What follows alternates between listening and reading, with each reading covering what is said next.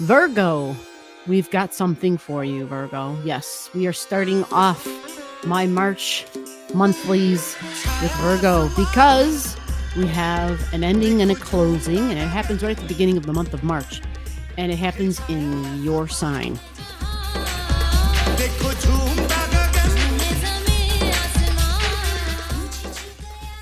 This has to do with your appearance and your body. This has to do with how you look. So when people look at you, they gather a certain idea. They have a certain impression based on the way you dress, the way you look. So all the things you can think of that fill in the box of appearance. My hair, my shoes, right? So if you're a Virgo, then normally when people see you, like they don't even have to have a conversation with you, but when they see you, they look across the room and they may scan you up and down. A Virgo is likely going to be someone who stands out. Some say that Virgos have something cute about them, right? Like they're put together well. What that means is they are packaged up nicely because Virgos are about uh, a clean appearance, right? They want to be clean and kind of organized. They're going to have the tools. They're going to have the accessories. Virgos are all about the add-ons, but the things that are functional. Think about things that are like an umbrella, functional. It's a need and it serves a purpose. It's a thing and it serves a purpose. So if you see a Virgo, especially I used to do my hiking, and every now and then, well, it's been a while, but I would see those individuals who would be like geared up, right? They would be out there, whether it was on their bike or walking like I was doing, and they would have like their little fanny pack and they would have their little thing of bug spray with them, maybe even a flashlight or, a bottle of water. Like they would have things with them, but it wasn't just to have things. It wasn't like a collection of things just to have things. They served a purpose, right? And so that is Virgo energy. It's really smart.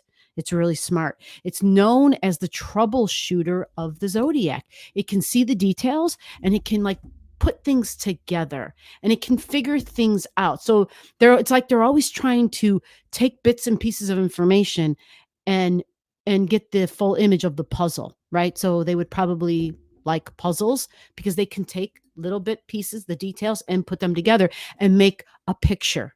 Because the opposite end of Virgo energy, because this is holistic astrology, right? I call it holistic. Some people call it, whatever, soul astrology, evolutionary astrology.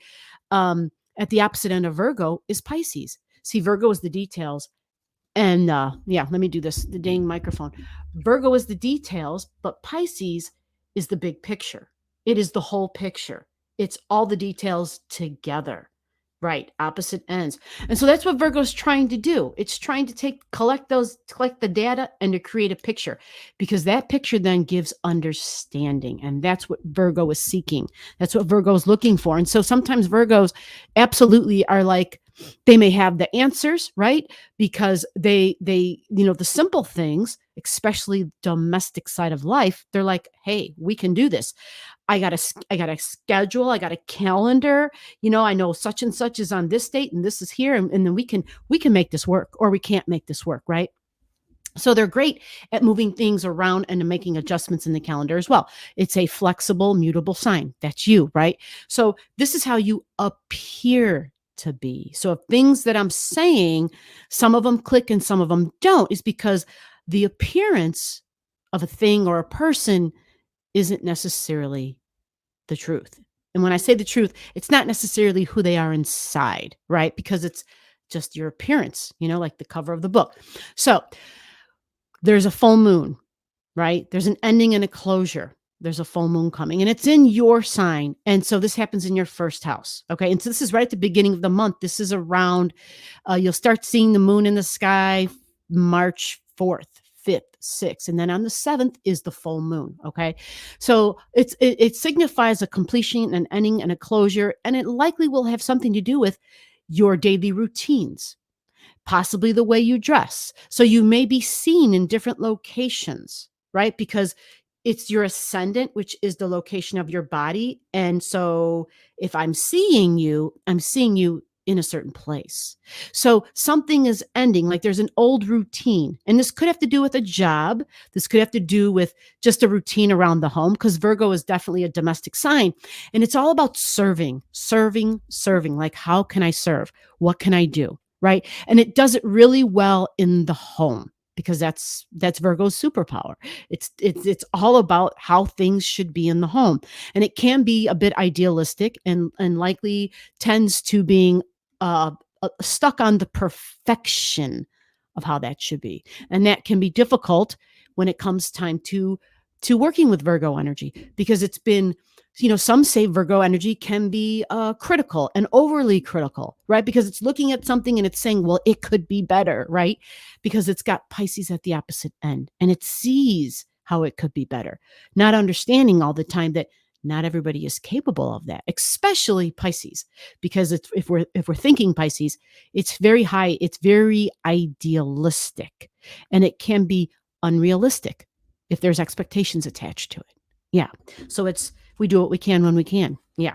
So this ending and this closure for you is in your first house. So it's all about your appearance. All right. Now, there's some other things we're going to talk about this month. So I'm switching things up a bit because there's some major changes. We have some planets moving. Okay. And the movement of the planets are a big deal. And so I'm going to talk about Saturn. So Saturn is responsibilities, and it's work, it's duty. I can be the authority figure, or somebody could be an authority over me in my life in some way. But Saturn makes a change this month. This is March, right? And so it's interesting because at the beginning of March, this full moon that I spoke of, this ending, this closure, you may be ending, you may not be going to a certain location anymore, or you may be ending a routine, a daily routine in your lifestyle, possibly even a task or a job. You may all of a sudden see on your calendar, this thing we were doing, we're done. We completed it. We got through the program. It's over. Like the job is over, right? Or whatever it was, some sort of a thing you were doing. Okay. Now, it could have to do with your health. It could have to do with pets. It could have to do with even cleaning and cleanliness, right? Because we think of the house, and what are the duties of the home? Ironing, laundry, food. Like, it's a never ending cycle.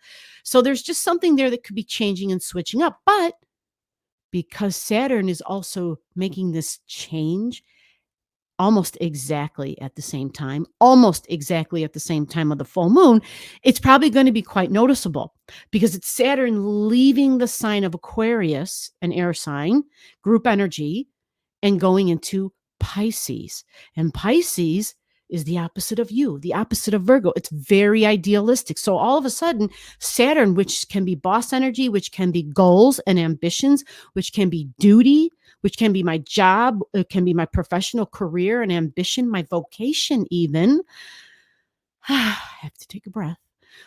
Saturn goes into Pisces. So Pisces being very idealistic, what happens is Saturn is material and tangible and 3D. And Pisces is 5D. It's now you see me and now you don't. It's just all of a sudden gone. Like, where did the damn pen go? How did it disappear? Right? So it's ethereal. It's ideas. It's feelings. It's empathy. It's understanding. So if I ask you to hold understanding in your hand, what would you do? What would you pick up and put in your hand? If I said, show me a symbol of understanding, but you have to hold it in your hand. You have to physically hand it to me, right? So, what we're like, how do I do that? How do I draw understanding? You don't, right? It's you can't grasp it, right? Because it's not material. But the thing is, Saturn is material. So we have the sign of Saturn, material and tangible. That's why I'm using the pen as an example, because it's something hard. Okay, that's Saturn. It's order and structure. It's organizing. It can be business and government, right? Politicians, politics, absolutely. Going into dreamy Pisces, going into make-believe Pisces, going into fantasy Pisces, but going into very idealistic Pisces. It can be about unity Pisces. All right, so somebody in charge, going into Pisces. So for Virgos, okay, I just wanted to go through all that so you have a sense and understanding. This Pisces energy, this Saturn for you, Yeah, in your seventh house. I've always got to check my lists, right? In your seventh house. So in other words, if that's in your seventh house, then all of a sudden there's seventh house is your partner. It's someone you have committed to. It's someone you're partnered up with, right? And so there's a new routine. There's a new responsibility that you're partnering up with. Something in the material and the tangible, likely somebody older than you. So for many of you, this may be, it could be a person in the clergy. It could be a boss at the job. It could be a mom or a dad, because it's someone who's like an authority figure in your life, right? And this is like almost a form of sacrifice, right? So is your spouse this person? Is your spouse sacrificing possibly for their parent? Remember, it's Saturn.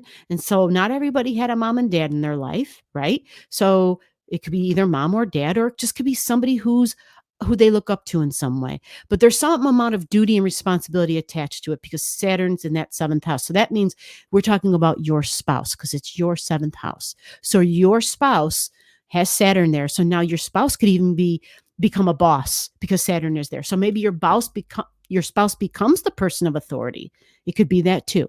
All right. Now, keep in mind this is Saturn, so it's a 2.5-year cycle. Saturn will be typically going through your seventh house for 2.5 years.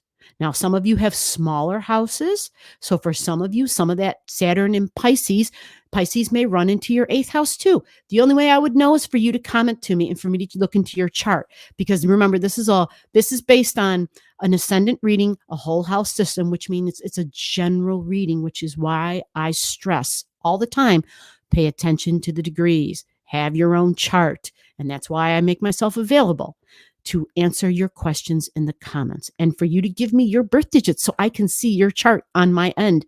And then I can have a conversation with you about it. Makes sense. I got to be able to see it to talk about it, right?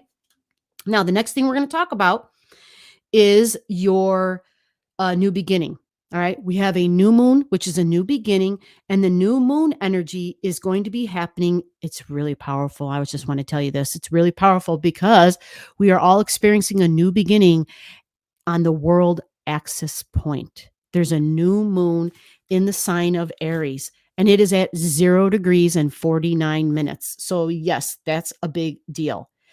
Now, I have to be honest, I don't have the time here for some reason written down, so I will put that in the video or I'll put it under the video in the details.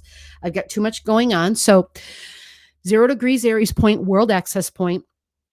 See if you have something Pisces at 28 or 29 degrees, because if you do, this is going to be conjunct this.